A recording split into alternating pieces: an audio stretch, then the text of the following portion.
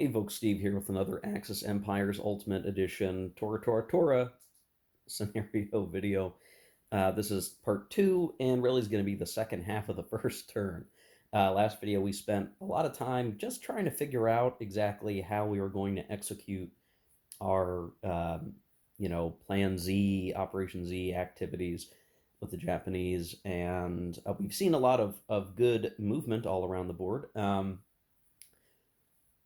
But boy, I stumbled, and I can explain, my why I stumbled is that the Pacific is obviously very geographically different than, say, the totalitarian Europe map, and exactly the rules around um, convoys matters a bit differently than it did in the other half of Axis Empire's Ultimate Edition, and the constraint upon which the Japanese player actually has. So to talk about that for just a very brief second, they are limited by, at least in this scenario, basically one good, consistent convoy marker.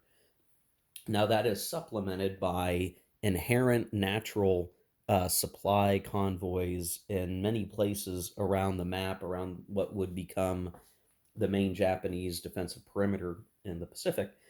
So you don't need so much to worry about supply, except where you're going to try to push into an area that historically the Japanese didn't have much support for. So, my original thought of trying to get into this area to get to Johnston Island this way would require me using my singular good, consistent supply convoy marker. On the other side of it, the Japanese do have the scratch convoys. They have four altogether. I've already used two after waffling on using a third one. Problem is, those markers, while they can be used for various purposes, and I'm really using them for troop convoying, they have a delay stripe on them, which means when we do return to base at the beginning of the next turn, the Japanese are going to have many of these markers just go right into the delay box, and we may not get them back. So it's a precious resource, and I really need to think carefully, like, what am I doing with these convoys? Is me shipping a step or two to the Philippines as an important of an act as something else that I could be doing? And I am kind of stuck thinking, well, I might take different actions if I knew that this was a campaign game, because I might want to take some steps that maybe don't immediately get me closer to victory for this scenario, but might prove a very powerful move over a longer span of time. But I've had to kind of constrain my activities to focus on the victory conditions as stipulated by the training scenario. Um, the other thing is that the Japanese start with, and I would definitely warn people trying to play this, the Japanese start with a lot of detachments in areas that become redundant after you complete your SNLF drops. So, like Marcus Island, I don't really need to have somebody in here once we take Wake Island. And so I did some corrections to say, well, if I knew I was going to do this, and I realized the effect of doing this, I would have removed some detachments on the board. Why would I need to remove detachments? Well, once you run out of units that can be detachments, you can't place any more detachments, which means wherever you're going, you've got to have a real unit there. And we still have another turn of the SNLF drops, which means I need to have some detachments in reserve or in the force pool to deploy when we do that. And we are going to be hitting the Netherlands East Indies and just kind of quickly wrapping up, wrapping up um, that action. So I guess there's that we need to be thinking about. And so very generally, I had to make some post video kind of, I'll call them corrections. And I'm fine making these corrections because, one, I'm just playing myself and I can decide to do whatever I want. But it is a training scenario, and I think the purpose of this is to, like, go, oh, this is how that's supposed to work, or here's what I'm learning. And what I'm learning here is that the Japanese force pool, only being so big, requires you to truly shepherd how and where you're going to focus. So, just as an example, in the Marshall Islands here, we have a detachment in uh, Enwatok, which makes sense. It's a strategic hex and a key port, so that's really good. And it's a multi-zone port, It gives us access to the Marianas as well as Micronesia. That's great. But Kwajalein does pretty much the exact same thing. The only difference is it's not a strategic hex. So, is there a good reason to keep a detachment here? Well, there is, as a form of redundancy. So, for some reason we lose and Enuitak. I'm probably mispronounced. I heard it just recently how to pronounce that, and I've forgotten it. So, if we lost that, we could still fall back on Kwajalein as a backup port that's basically doing the same thing. We also have, critically, the Majuro key port, which, or I'm not, I'm sorry, it's not a key port, but it is a multi-zone port and provides access to the Marianas, Micronesia, as well as South East Pacific. So there's a little bit of like, hey, I've got these detachments out here I may not really need, technically, so long as I still have an open port, a naval base on those sea zones. So I have a bit of redundancy that can be good, but I want to put detachment markers elsewhere, so I have to make a player decision. Do I want redundancy along my perimeter, or do I want to extend my perimeter by removing redundancy, making it wider but perhaps more fragile and brittle, which I think is a good mechanic. I think there's a certain reality that like the Japanese can't be everywhere. You know, that like there's this may be called Axis empires, but there's a limit to the to whatever sort of like pro Japanese fantasy somebody wants to try to implement here. They can only do so much, right? There's only so much that they can achieve, and this is the decision making I had to make. So I removed the Marcus Island uh, detachment because now we have one in Wake Island, and that's good enough for the moment. Same thing with a few other areas. I don't necessarily need all of them exactly where I have them. And in fact, going into this next turn, I may even decide to remove more detachments where I feel it's not as needed um, as others. But accepting that fragileness, that fragility that's going to come into play. Granted, this is a shorter scenario, so maybe it doesn't matter. So I've got a few units that were on the map, I think maybe by the end of the last video, that I've chosen to pull off, retroactively saying I pulled those off during the organization segment. That's when I would have done it. Um, I think that's fine and fair. You know, there's no die rolls involved. There's no chance. It's just, oops, I should have done that, and I'm allowing myself to have gone back and do and have done that. That's just the way to go. Other thing I've changed. I kind of realized what I should be doing in the Malaya campaign, and this is sort of, well, I don't know, my own kind of failure to situate myself. So I did go ahead and say, yeah, we attack Siam, we take Bangkok, and we've got a unit there. But in reserve movement, rather than moving here, I have these guys like they attacked from this hex to here. I only advanced with one unit, and then in reserve movement, these guys shifted. Why did I do that? Because I think in this next turn, what I'm going to do is, and I have a little red die here to, as a mnemonic to talk about this with you guys. I think I want to have the use a beachhead marker right here and allow these guys to either come here and attack this hex directly, or move to here and then attack those guys directly. And I really could have been thinking about this earlier than I have been. Um, but it's just as well, you know, me attacking Siam maybe doesn't have as much of a true benefit. The one thing I will say is, technically, uh, Senora is now conquered, and we could use this port if we finagled a way to get over there.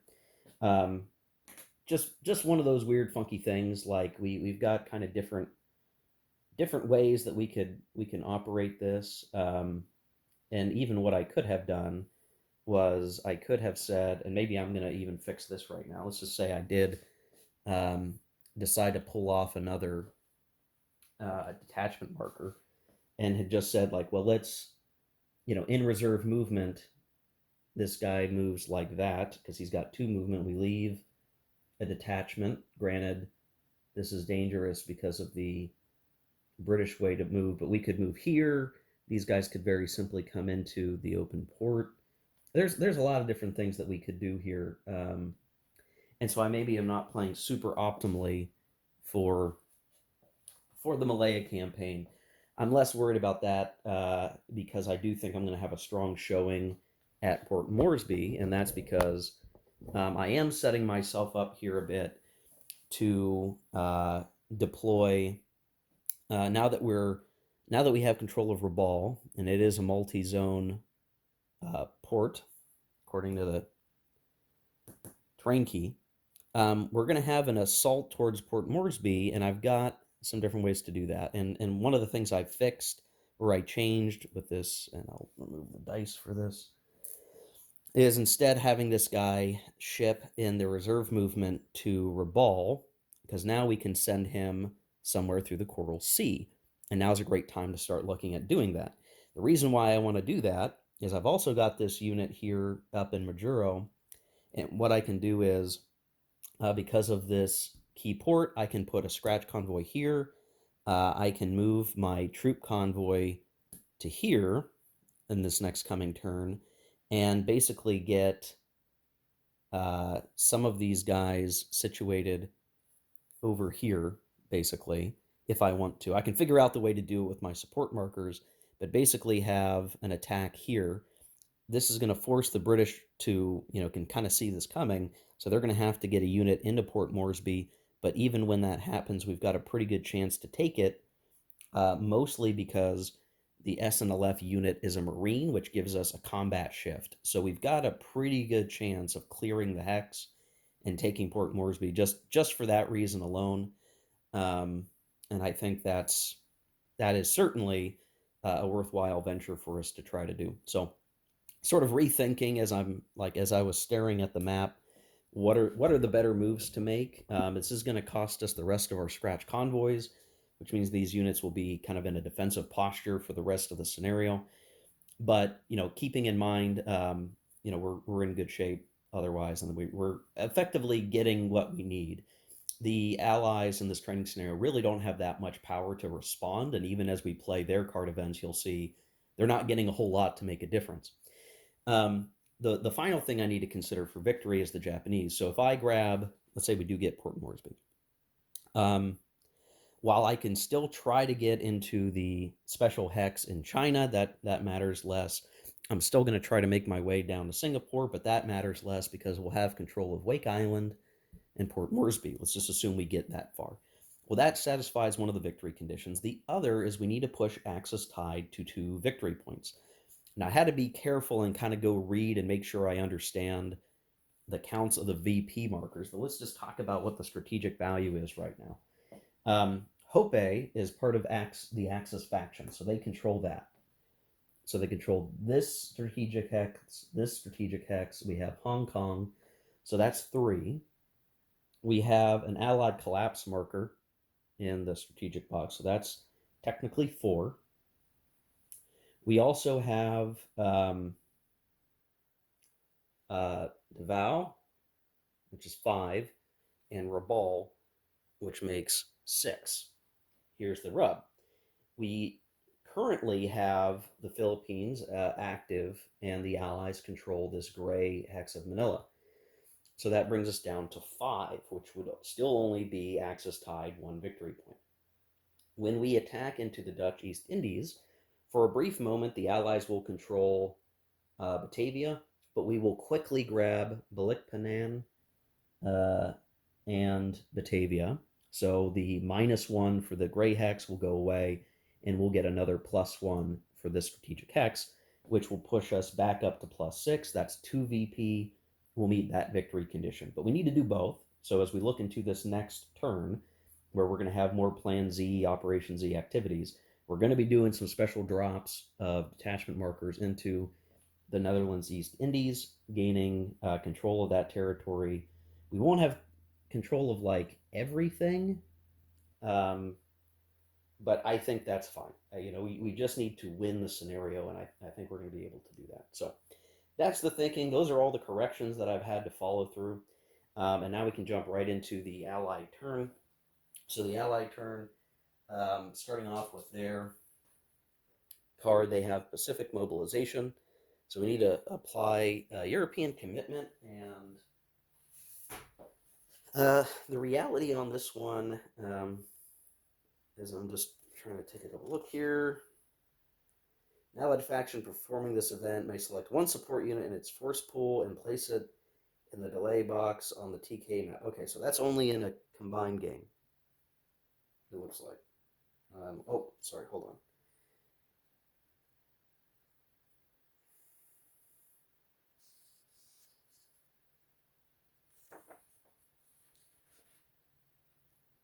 I guess we needed to have determined what the war state is for Europe, and I'm not sure we did that.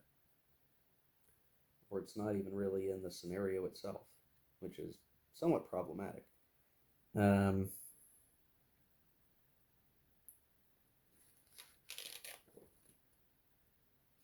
yeah, boy. If the European war status of the Allied faction forming is no war, if it's limited war or total war, well, I guess it would have to be total war or limited war even, or total war. I guess it'd be total war. Let's see. Roll one die, increasing the ESV.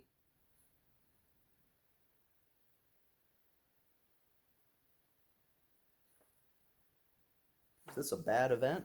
I don't know. European commitment.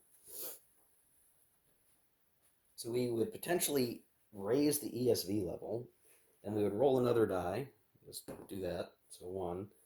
The final result is 1 through 3. The Allied faction for this event must do one of the following: select a major country support unit in its force pool and place it in the European holding box. Um,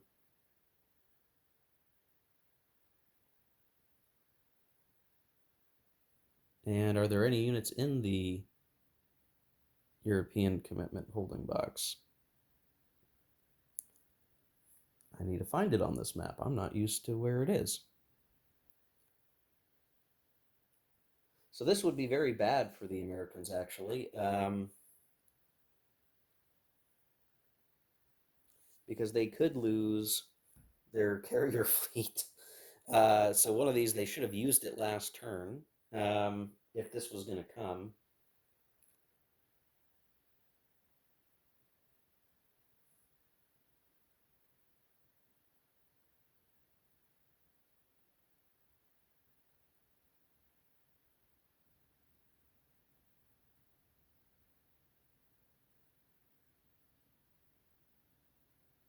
Okay.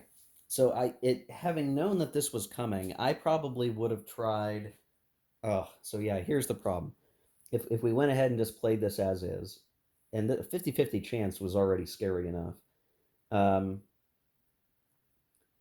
we would select a major country support unit in its force pool and place it in the European holding box. And the European holding box kind of means like we're not going to see that unit for a while, I would think. I think that's what that means, despite me not being able to find the European commitment box. I know it's on here somewhere, and I'm just blind as a bat, uh, with no echolocation for that matter.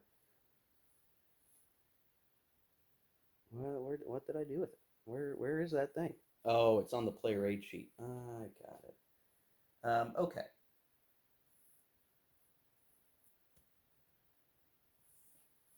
So we didn't really. This is going to be weird. Do you even apply this? I guess we kind of have to, um, unless we're not supposed to. But it doesn't say that in the special rules for this scenario. So I'm assuming we're going to have to. We're going to have to do it.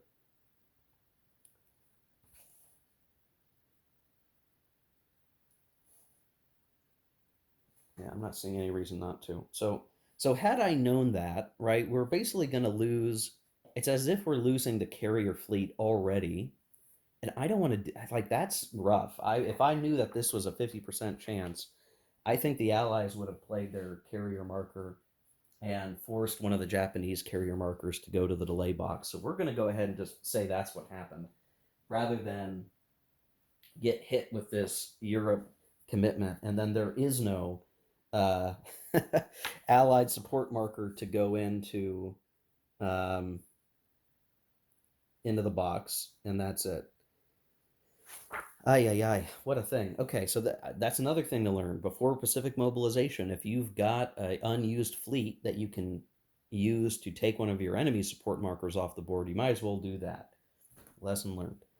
Next, we are going to put into the delay box, so it's just, again, Pacific mobilization, we're going to have a Western 231 and 121 unit and USCV fleet in the delay box. So these are those units. So we're going to have a CBI theater HQ. It's kind of hard to see. A unit that can be built up to be multinational army, and then the other American CV fleet. Sorry, couldn't quite get the focus there. There's a lot of stuff going into the delay box at this point. And then in the replacement segment, Britain gets a step, the U.S. gets a step, and here's what I'm going to do here. Um, we kind of have to take some choices here. Where can we put stuff? I think an assault back in Wake Island would be not a terrible idea.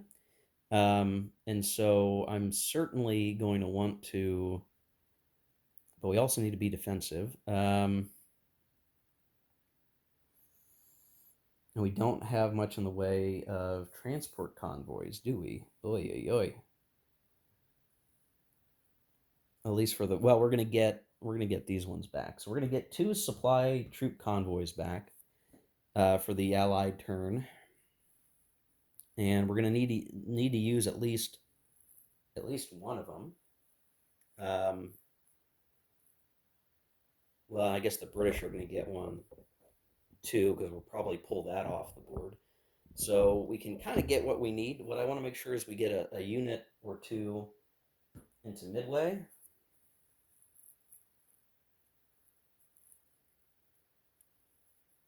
Maybe even 2 units into Midway.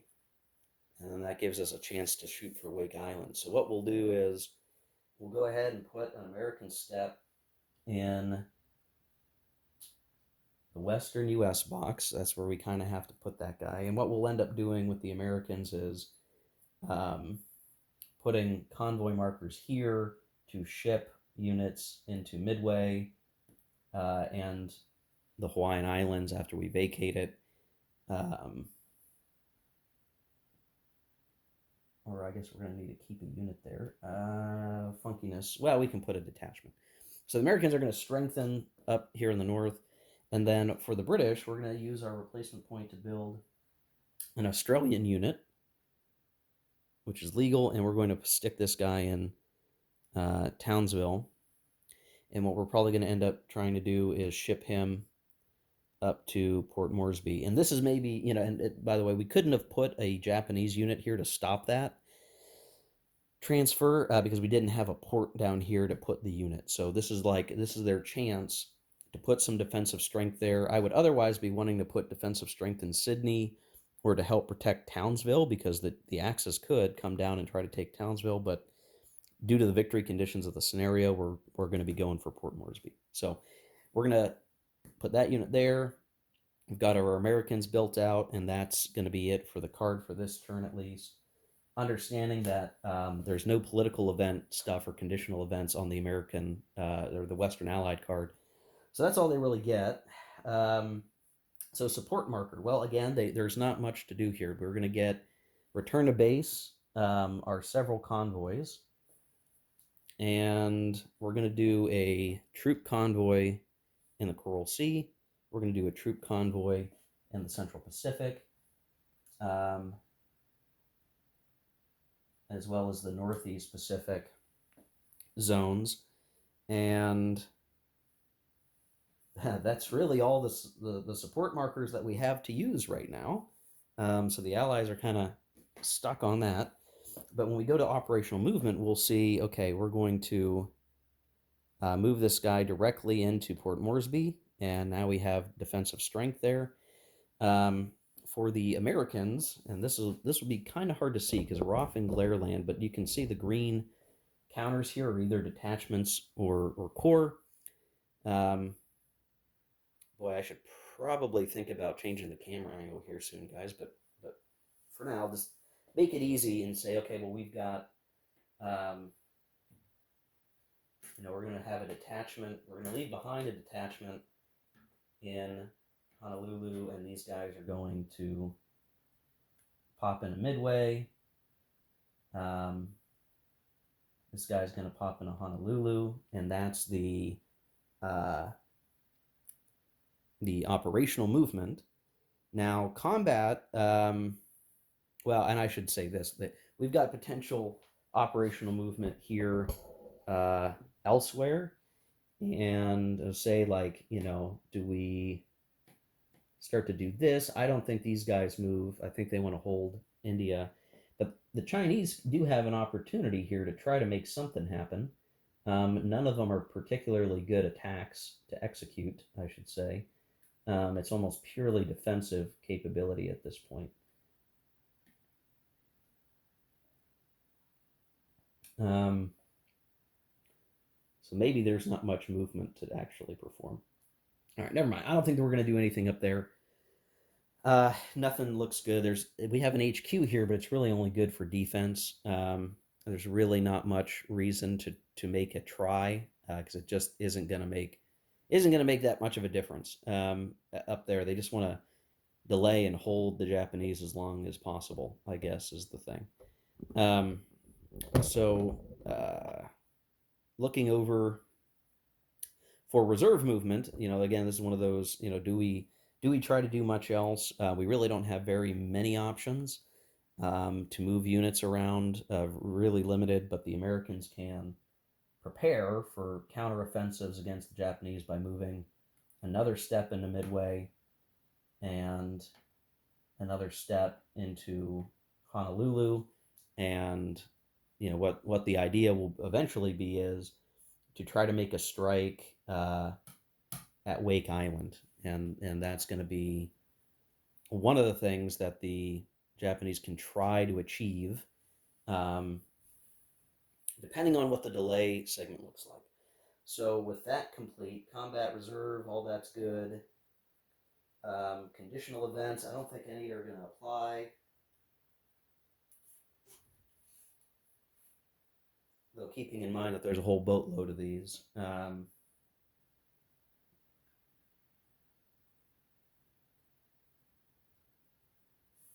guess I need to check for French response. 3835. Let's see what that one is.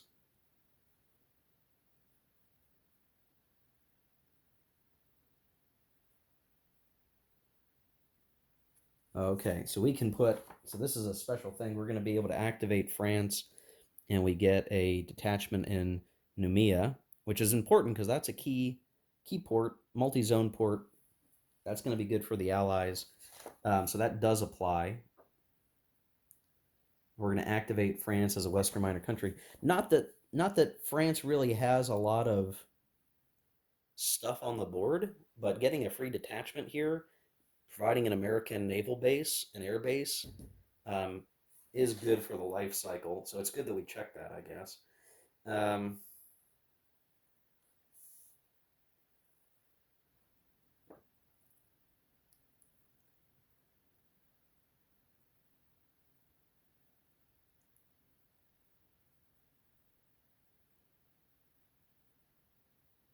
and now we're looking at aid to nationalist China, which does matter. We do have an aid to China marker. If the Western aid to China marker is in the Allied conditional events box, that's true. The Western faction may place it in the delay box or remove it from the game. If any aid to China marker is in the Western conditional events box and the nationalist China has posture of war, that's true. The Western faction may roll on the aid table once for each aid to China marker. Any steps received from the table must be taken as nationalist Chinese steps. Okay, I think we can do that. So let's see. I think that is there. I don't know why I would send it to the delay box.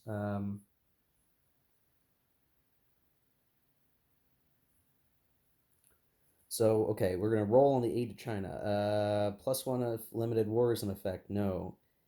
+1 for each of these hexes under Axis control.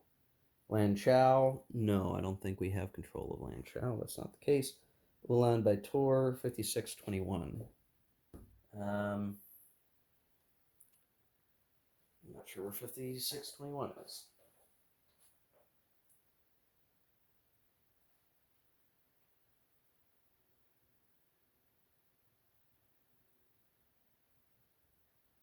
Oh, we don't have control of that up there. Okay, that's fine. And Urumqi. Oh, okay. We're not even looking at the right thing. Lashio, 4216. Okay, that's fine. Lido, 4515. Okay, that's fine.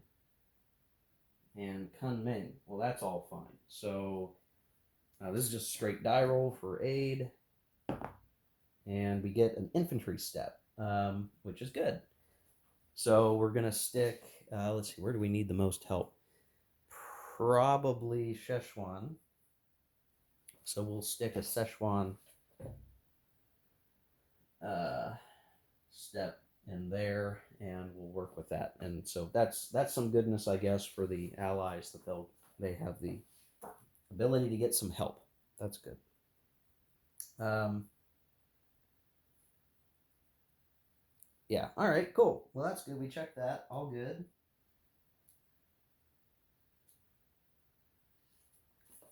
And then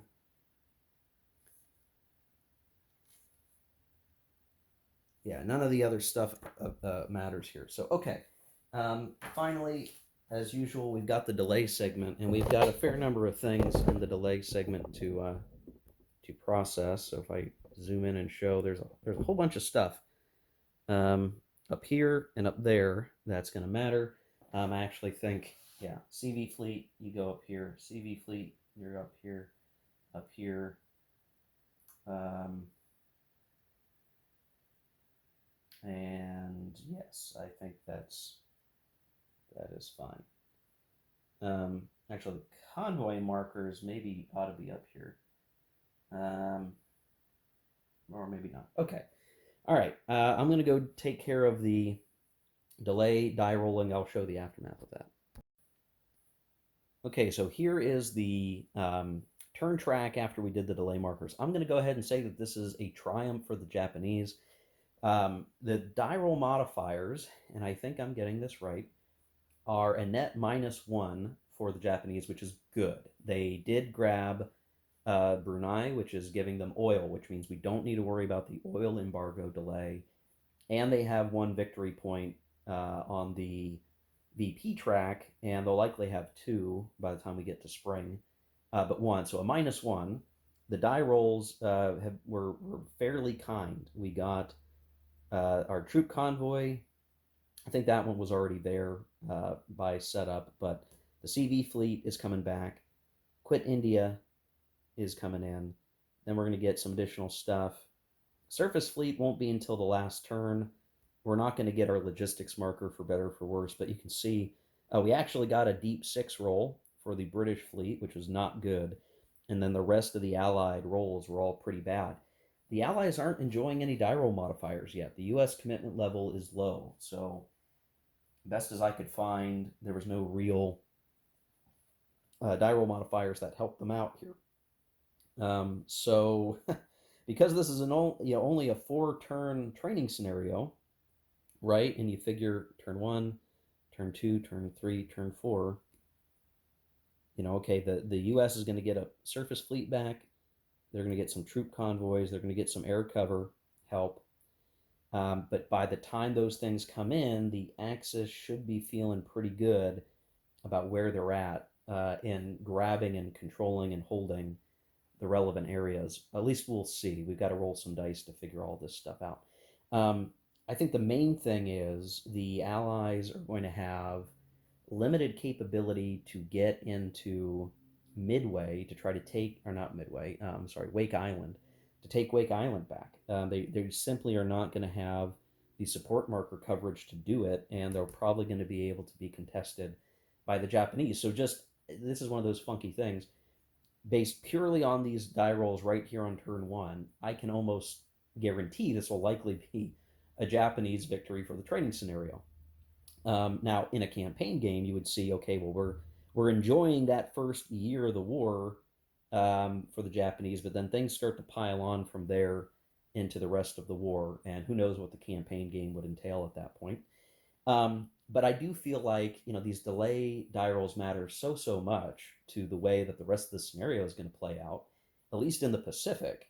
I can definitely see where, I mean, say what you will about the way that China's represented, this could feel a little flat when still much of the map in Daisenso is still all these island campaigns, whether that's Port Moresby or in the Netherlands East Indies and Malaya, and all these areas that still matter quite a good bit.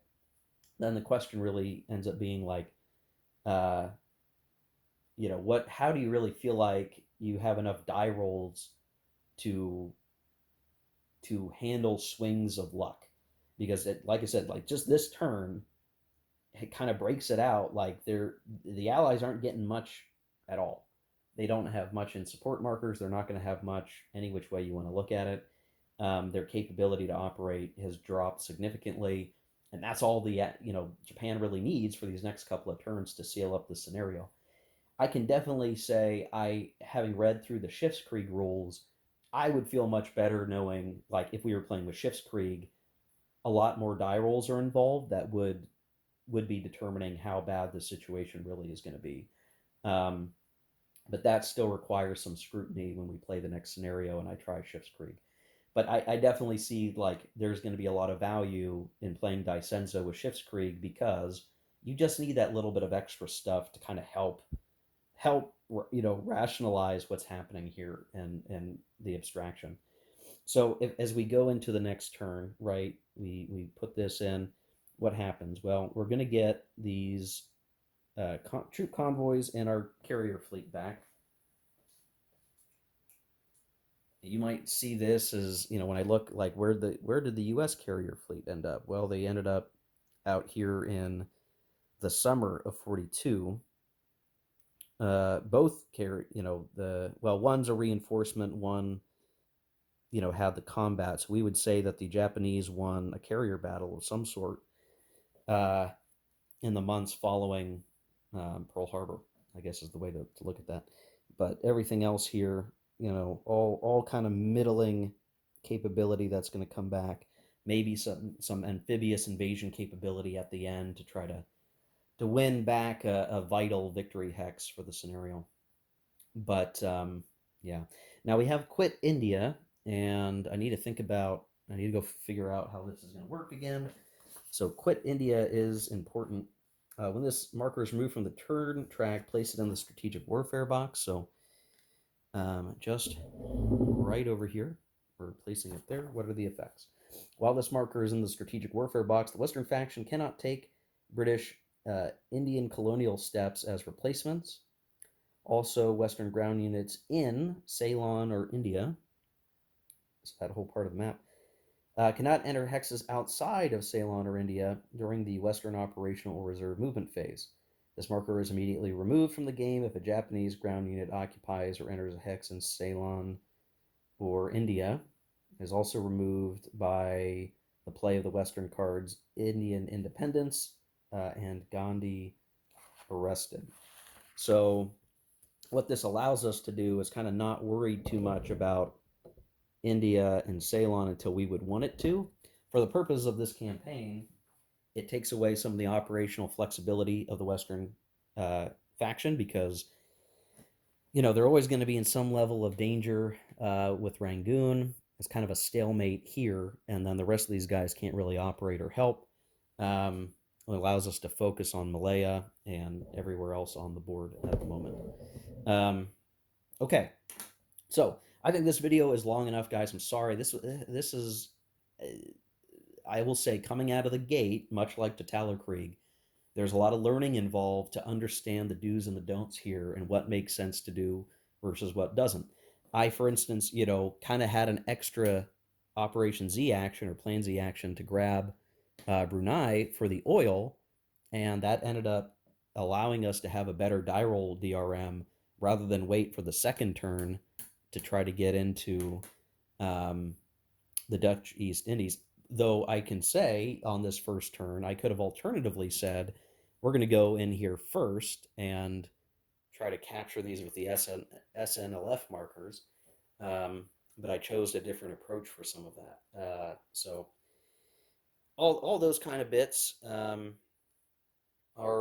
indeed important. And yeah, and keep in mind, so folks don't get confused. Yes, there is going to be mud in the south monsoon. Absolutely, we're going to have to deal with mud. What my sneaky strategy is going to be is we get a SNLF marker, which can be placed regardless of the weather.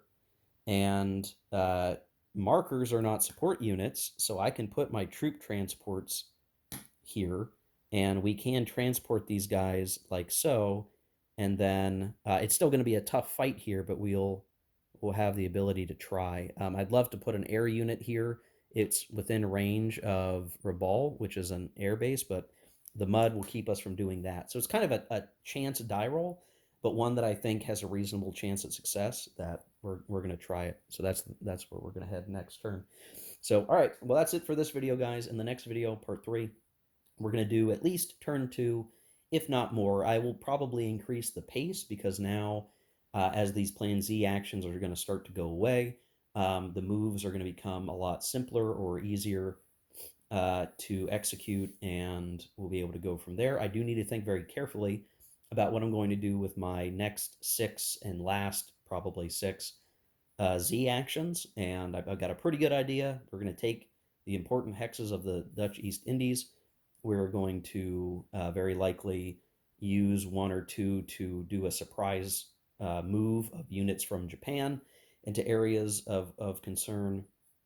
And then again, we're gonna probably do some sets of actions here, maybe with some Tetsugeki markers as well to um, try to finish off this scenario, get to where we need to be, and all that goodness. So, all right,